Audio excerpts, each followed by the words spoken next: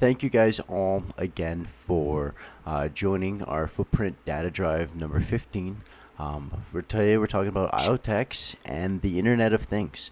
And today we're joined with Aaron Bassi, who's the head of product over at IoTex and also a great buddy of mine. So, without Aaron, do you mind just giving us a little intro about yourself and how you how you became head of product at over at IoTex? Yeah, 100%. So coming out of university, I definitely was involved at school with the blockchain society we had. I was the president over there at SFU, and really was getting involved at that point. But then I sort of once I graduated, wanted to essentially find anything I could in product. I knew I really wanted to be in product. There wasn't a ton of crypto jobs back then, so I just jumped in wherever I could. And I actually jumped into a company where I was building hardware and software for uh, the the police, the law enforcement, transit, and school bus. So the video cameras that go onto vehicles, as well as the body worn cameras that the police wear. So this is kind of where I was first able to get some exposure to both hardware and software, which play a role in what I'm doing now. But after that job, I got recruited to another company where I was working uh, building a software product, an AI product for car dealerships, which essentially we are able to determine that the vehicle someone is most likely to drive next, and do that through like millions of data points, and you're able to sell that particular product into like 160 dealerships. So I kind of have that AI background as well Mm-hmm. as hardware and software, and that kind of all merged together um, to be able to provide something good for IoTex. And that now I'm with IoTex for just over a year now. And we met last year at Consensus Austin, and yeah, have had a great friendship with you ever since. Yeah, man, it's been awesome. If I remember correctly, I think it was the Holby. It was a Holby event, and that was a good one. Definitely one for the memory books. And then of course, it was great to see you again over in ETH Denver this year as well. Really had a nice time connecting you with some of the boys, and going to your event as well. You guys were hosting one that was awesome. Really learned a lot. Going into like the Internet of Things. I didn't know it was just such a broad and like such a fastly adopting tech, right? It's becoming everywhere, right? We're seeing, everything becoming with smart home technology, your fridges becoming, connected to Wi-Fi, having updates and all this sort of things. And it's really crazy how blockchain technology really meshes so well with the Internet of Things. Aaron, maybe you can expand on why that, you know, expand a little deeper than I can. Yeah, sure. First, I'll go through like a little bit of the history of IoTex and how we've gotten to where we are today, and I think that will play a role in just the way that we're thinking about things currently. So our mainnet went for like where IoTex is a layer one blockchain, and our mainnet went live back in 2019. Essentially, our thesis is that the biggest user of blockchain in the future is going to be devices rather than people, which intuitively really makes a ton of sense because you probably have maybe a smartwatch, maybe a smart fridge, maybe Google Home. So most people have a couple of devices at least. So we could predict that there's going to be billions of devices out there that are going to be blockchain connected, which makes sense. When you're tying in a smart contract to a device, you want it to be able to listen to and do what you Absolutely. want it to. You don't want and you want to have safety when it comes to that data. You don't want your data to be handed over automatically to Amazon and Google or what have you. You Mm-hmm. want it to be in a decentralized manner, and that's kind of where blockchain comes in to play. And so that was our layer one launch back in 2019. It's been super successful, and the idea of that layer one is just to be able to take in huge amounts of data and be quick, reliable, efficient. Um, but since then, we've seen a huge number of EVM compatible blockchains that are able to do things very quickly as well and also be Mm-hmm. reliable. A lot of them have become quite similar, and it's kind of become a saturated market. So we realized the need to be able to pivot. So starting just about a year ago, we pivoted into something called WebStream, Mm-hmm. WebStream is essentially like a layer two middleware infra, which connects devices to the blockchain using proofs. So we'll take in data, essentially replacing these companies' clouds, taking that data, run computation on it, and then generate a proof. So this really makes a big difference with scalability as well because Right. you can't really have all this data going on chain. So essentially, just taking the important proof there, and then that's the thing that goes on chain, and then you can generate incentives after that. Yeah, I was gonna ask you. That was gonna be my first question. Was, yeah, are you guys kind of running into scalability problems? But and how are zero knowledge proof or zero knowledge technology handling this? Not only for, I would say, just the quickness and the scalability, but also for gas fees as well. Have you guys, like, what are your kind of gas fees looking like for something to bring, all this data on chain? Yeah, so I suppose it depends on the specific chain you're using. Mm-hmm. Let's say you're using a Polygon or IoTex, you shouldn't run into any problems at all. One, because we're kind of putting everything into this proof rather than just throwing every single data point on chain. And then two is that those are blockchains that like have specifically um, lower price points when it comes to gas fees. So with both of those, they're able to handle more of a load. Right. Yeah. But definitely you mentioned ZK, and I think ZK is going to play a huge role in the future. Mm-hmm. I don't know if the tech is necessarily 100% there yet, but like there's a ton of smart people working on it, both from IoTex side and also just Ethereum community generally. Mm-hmm. So I see for 100% foresee that becoming a huge role in the IoT space and also just the crypto space in general with regard to scalability and also privacy of users' data. Right. And I think it's actually going to be the differentiator between getting these major corporations on board. I think it's going to be ZK, the instigator of that.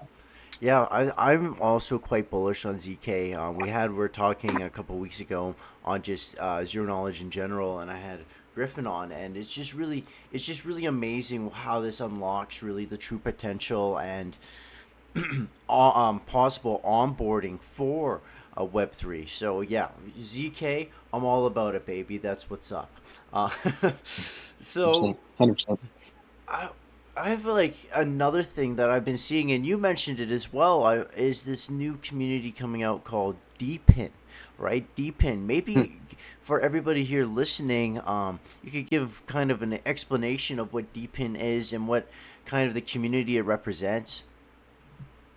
Yeah, 100%. This is one of the reasons I really wanted to jump on this with you is introduce what we're doing here to a broader and new community that hasn't necessarily maybe known about what's going on here. So we basically the Deep In community, it started with Helium essentially.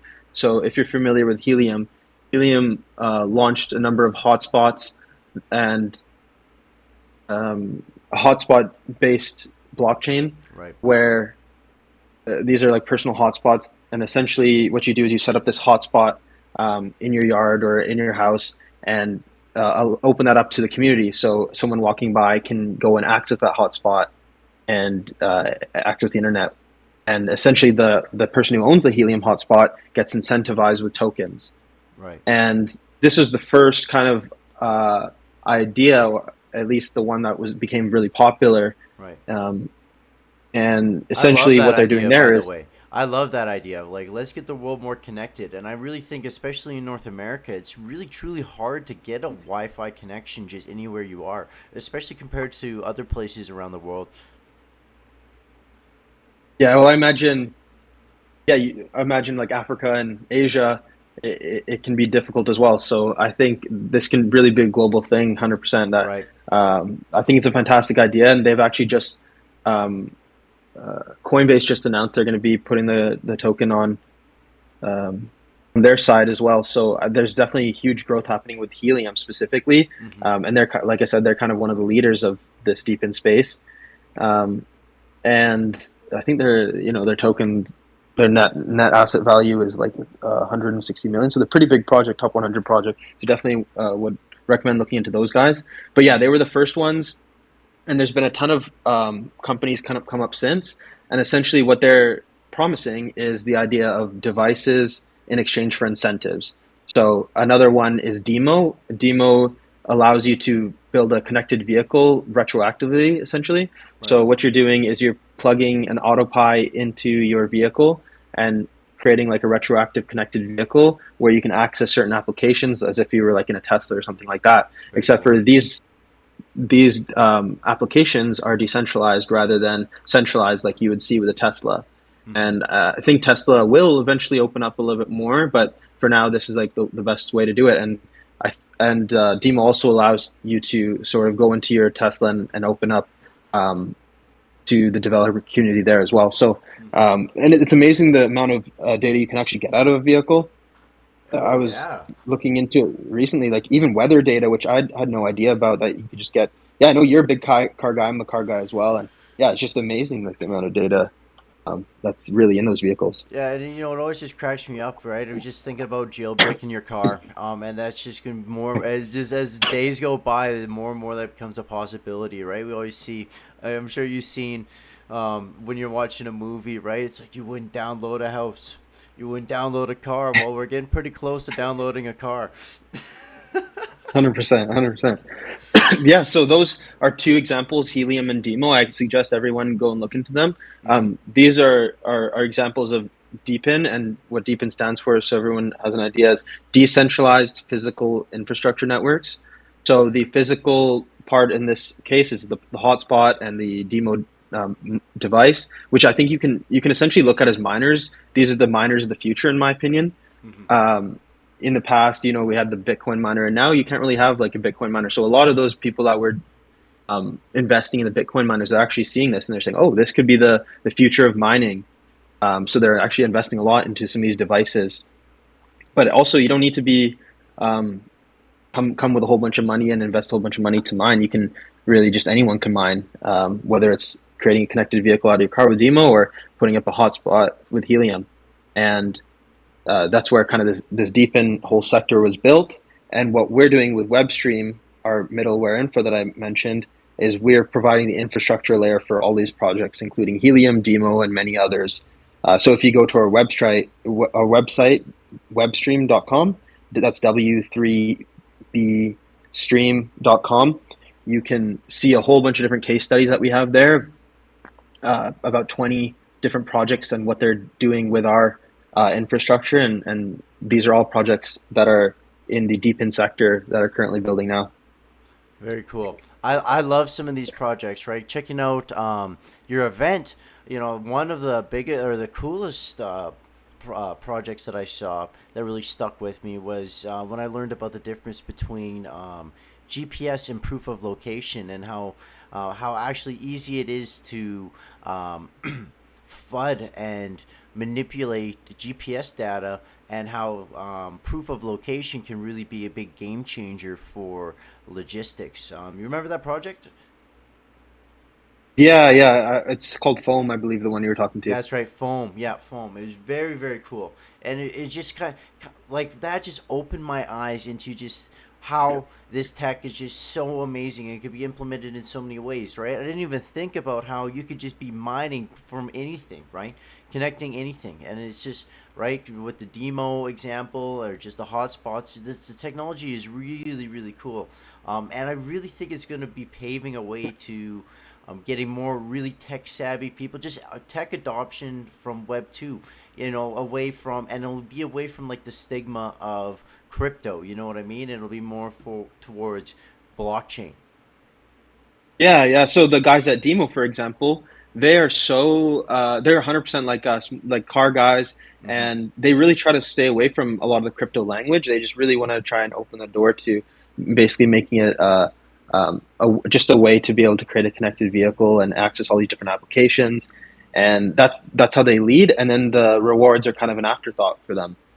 Whereas I'm sure they would pick up a lot of people, a lot of crypto kind of people if they went the other way. But right now, Mm-hmm. that's kind of their focus is trying to grow it that way, and then really focus on making things user friendly. And I can totally see that becoming much bigger project. And then if you remember, there's a few other projects there that were interesting. I'll give you guys another interesting example is a project called CalDance. It Mm-hmm. stands for like calorie dance.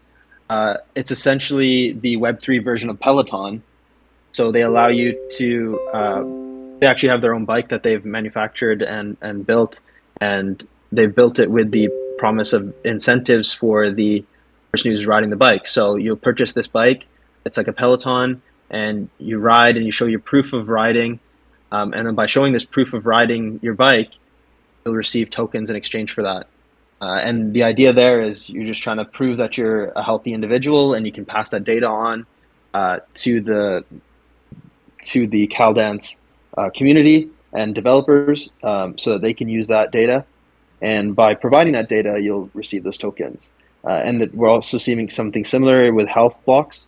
Health Blocks is taking current uh, current smartwatches and other health Mm-hmm. devices like a Fitbit, and they're retroactively essentially going in and saying, okay, if you've walked 10,000 steps today, you'll receive X tokens. Or if you've proven that you're like a healthy individual, maybe with regard to like you sleep 8 hours a day, then we're deeming you a more healthy individual. So you receive X amount of tokens for that. So yeah, there's a ton of different ideas happening and projects being built in this deep in space, and right now you can go and get those tokens. So it's not like it's a pie in the sky kind of thing. This is happening right now, and you can use your own smartwatch as a miner. Like it's really a super exciting thing right now. So my biggest question for all of these projects is like, how do they get this liquidity, right? Even with the mining, are like, what are they getting out? Like, how is it out, like the tokenomics working for some of these projects? Do you know? Could you give us like an example? Because that would probably be like the biggest question is how do you get the value out of connecting the smartwatch, for example, right now in the terms of redeemable tokens? Yeah, yeah, 100%. It's a great question, and this is something we talk about a lot: is supply and demand with Mm-hmm. regard to tokenomics. So it's easy to create a big supply of tokens. We call them injective incentives, essentially. So that's what Helium's done. That's what Demo's done, and many others. Essentially, what they're doing is saying, okay, we're going to pump a bunch of tokens out there and say, okay, you're going to have this many tokens, this many tokens. The token's probably not going to be worth that much, but you're going to be able to receive all these tokens. Um, and you kind of front load it. So okay, I'm dishing out more tokens to start with. So you want to get on this early, and by doing that, you're getting a lot of people in the door, Mm-hmm. even though the token may not be worth very much, but you're getting a lot of people in the door. So that's creating a big supply of the token. But the question is, how do you create a demand around the token, and how do you create a demand around the data? Right. And that's where you can't just go and create ideas willy nilly. You need to really have some thought put in about, okay, I need to make sure that this data at the end of the day is actually going to be usable. Otherwise, your project's really not going to kick off the ground in the end. Um, people are just smarter. Like projects are smarter now, investors are smarter now as well. That they're Right. able to say, okay, that doesn't seem like it's going to resort to data being worth very much. And when you actually look into it, at something like Demo, okay, wow, that data is really valuable. Mm-hmm. Weather data coming from the car is really really valuable. Whereas maybe some other ones, I won't mention names, but some other ones out there might not be able to provide that same kind of value with regard to the data. So Right. in the end, they're going to fail. So for any investors out there, that's something to keep an eye out for as well when you're evaluating these things. Whether I know that's what you guys do at Footprint Analytics is provide that kind of an analytics platform, but I think it's important for people to take that into their mind is like, okay, let's read through the white paper, let's see what is their actual value prop with regard to their data and how much is their data actually going to be worth in the end. Right. And then with taking that into account, then you can make a decision on, okay, should I invest in this or not. And then same thing if you're actually going to buy a miner, is do I see the um, long term profit in this, or is this just going to be like a short term thing that probably won't pay off? Right, exactly. But you know what? That's what I think you guys are really doing beautifully at IoTex is really showcasing these projects that are doing it right. And you can really see the passion behind some of the builders too behind these projects. Right? It's something that's just super important. It's super cool. So I gotta give you applaud to that. So my next question is: are you in Paris right now, or are you going to Paris for ECC? Oh no. Unfortunately, I'm not going to be in Paris this time, but we are hosting an event there. So we hosted the our first real world event. We're calling it's like real world with a R R3EAL. Mm-hmm. real world events. And we hosted the first one in Denver, which is a pretty big one, and we had around 1,500 people attend that, Amazing. and we had all those demo booths that you saw there. So really the most interactive kind of event that's out there right now is our real world events, because we have all these devices that you can touch, you can play with, you can go and get your event NFT, all that. Mm-hmm. Whereas a lot of these other events out there, it's just kind of okay, you're just mingling with other people. We have that too, and we have our open bar, we have our free food. But this is just it's just it takes crypto to another level when you're able to really touch it Mm-hmm. and feel it. And I think that's a big differentiator for why I think this sector is going to be the biggest winner in the bull run, in the next bull run we see. And yeah, so we hosted our first event in ETH Denver. We hosted another one in Texas, a consensus. We also hosted a couple in Tokyo and Hong Kong, and I was at both of those. So now, Amazing. after traveling the world the last little bit, I decided, we'll stay back this time and just focus on my actual job, which is leading the product team for a little bit. But we Mm-hmm. are hosting an event there where the Paris event is actually going to be much more like the Denver event, which is going to include a bunch of different demos there. So if anyone's in Paris, highly recommend you guys attend. And you can go to realworld.com in order to uh, just apply to attend, and we'll make sure you're attending and get accepted. Yeah, I got to back Aaron up. These events are very cool. I love them. Every time I attended them, had a great time. And you know what I always say about a great event, right? Always has open bar and something to snack on. And Real World always steps up. 100%. Anyway, so what's your my? I've seen you've been stepping on stage and speaking at events, and Footprint occasionally gets invited. I recently got invited for my first time to go speak at an event. And did you ever think, like, hopping into IoTex, that all of a sudden you'd be speaking on stage at events around the world? Yeah, well, in my position in product, it was mainly just going to be, leading the product team, making sure we are aligned and changing sort of the culture with the way that we implement certain ways of doing things internally, and we've definitely done that. But by jumping on a couple of opportunities, it's sort of got the ball rolling, and it was funny.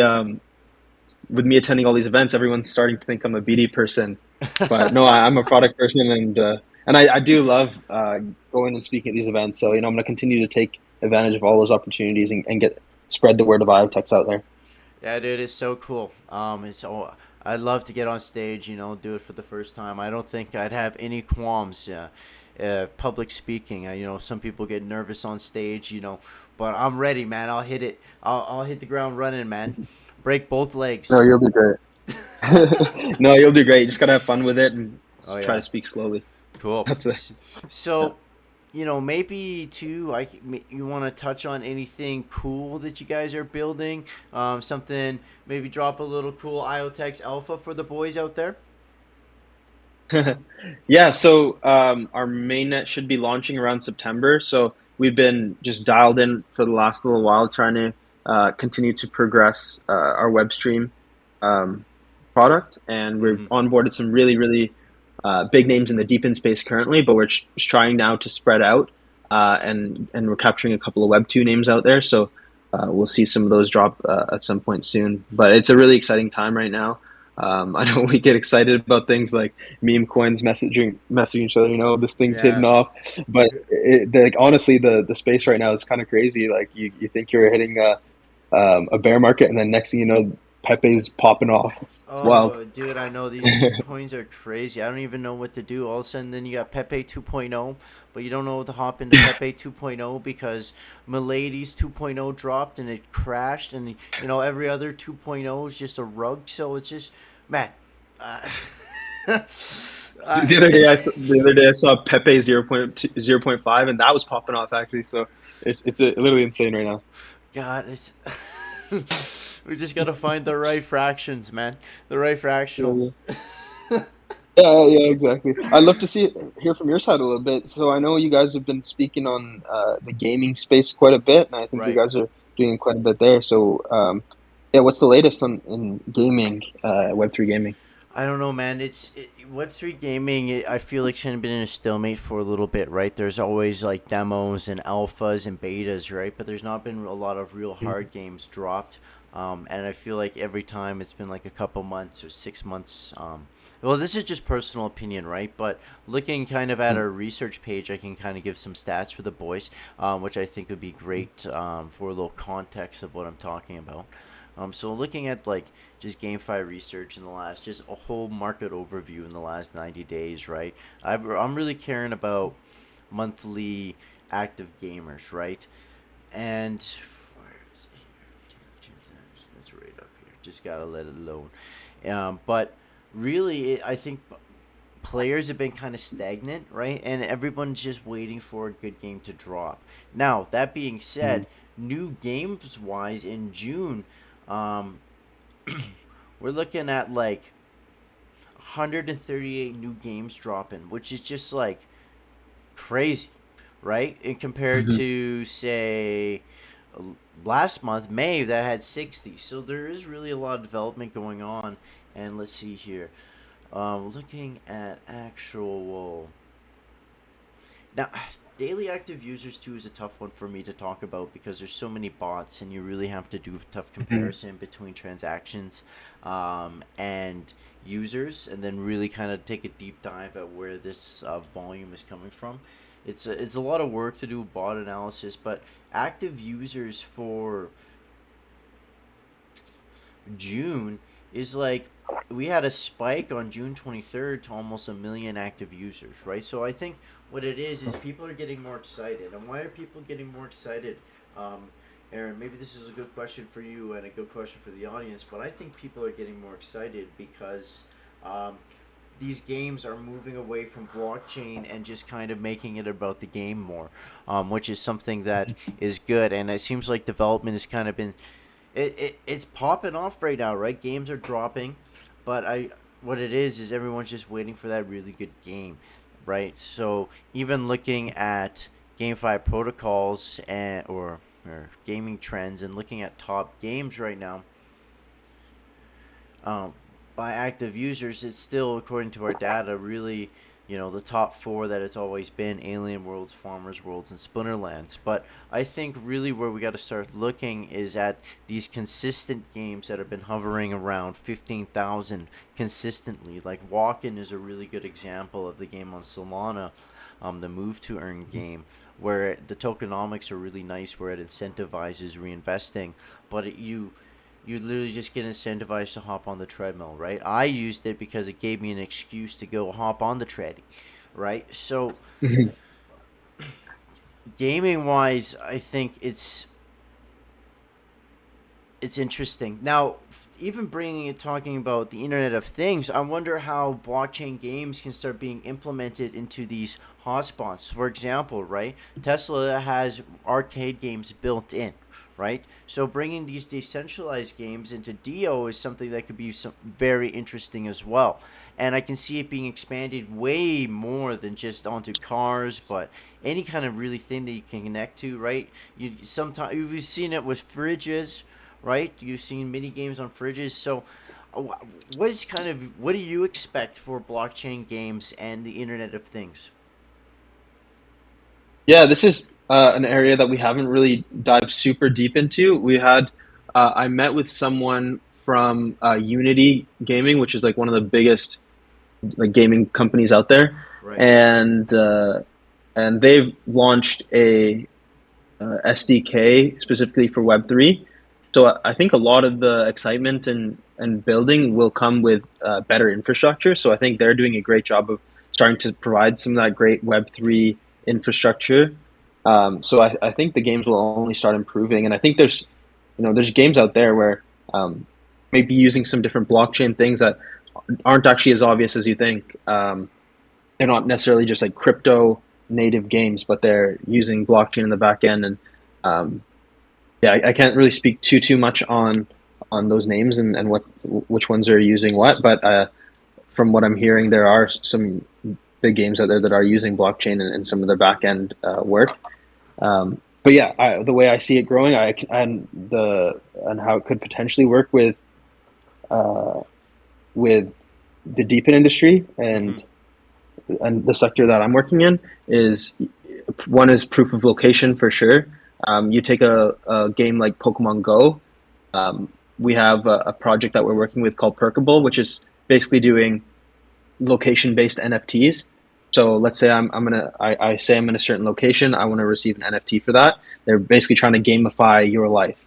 Um, Wow. Yeah. and okay, I'm here. I'm in Edmonton right now. Let's say I travel to Vancouver. I want to get an NFT for that. I travel somewhere else. I want to get an NFT for that.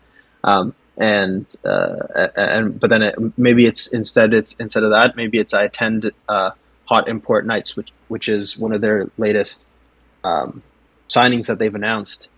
Which Hot Imports Night is like a Car vintage show. car show, Nice. which has like hundreds of thousands of people attend every year. Right. So they've signed with them, but it could be like Formula One, what have you, and basically saying that you've attended this event, you get an NFT for that, and then you can um, provide different incentives to that person for saying, okay, now that you've proven that you're in that location, I want to send you 10% off at the local brewery and just try and get you guys to come if you're an NFT holder of the F1 NFT, for example.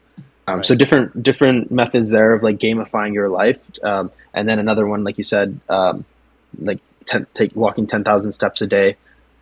It's not really I don't know if it's a fun game, but it's gamifying your life. That's the way Mm-hmm. that I look at it. Is we can see some different games there, but yeah, it's cool to hear your perspective on the like heart like the actual gaming, and I haven't been super involved with that. Yeah. Well, truthfully, if we're talking about how involved I've been in gaming, we'll look at my level 60 Sork on Diablo 4 right now. Fair enough. Oh yeah, dude, you're telling me I definitely picked the wrong class as a starter. Anyways, Aaron. Anyways, yeah, dude, this has been awesome. I love this topic, and it's something I could talk about for hours. Normally, I only go about 30 minutes for these things. I don't know how busy you are, but I was thinking we just call her a day. It was really nice having you on. And before we go, I want to make sure everyone hears a little bit about Footprint, what we've been doing, and then we'll give it to Aaron for some final thoughts. So, Footprint update. You guys, we got some cool things coming. Sui is going to be happening. Don't have a quick time frame for it, but expect it coming up here relatively quick. So that's really exciting. Sui is on the plan of getting indexed. Also, I was talking with Aaron today, and we had some hashing out some cool little product ideas. So who knows what will be coming from there. Anyways, Footprint Analytics. We have 26 chains indexed right now. We got over a million NFT collections. And we've got some really cool tools, right? We have the zero coding analytics, or some really good tools to help you with your SQL when you're writing your own queries, right? And we have the AI SQL Assistant. Um, we have just easy to use, organized SQL for you guys. So that's with our front end app. It's free to try out. You can go check it out at footprint.network. We also have an API for all of your big data needs. That's right, batch download. We have a REST API and a SQL API. Just really amazing. So if you need that extra step in your data, that extra little, just that extra in the data, go check that out. And then we have our Footprint Growth Analytics, which is like our Web 2, Web 3 CRM tool. And then we got some other things cooking. I can't talk about it right now, but check us out, footprint.network. You're not going to regret it. Anyways, Aaron, Internet of Things. I love IoTex, right?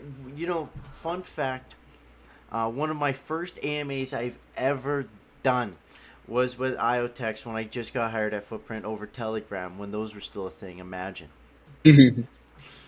So, Crazy. Yeah, yes, man.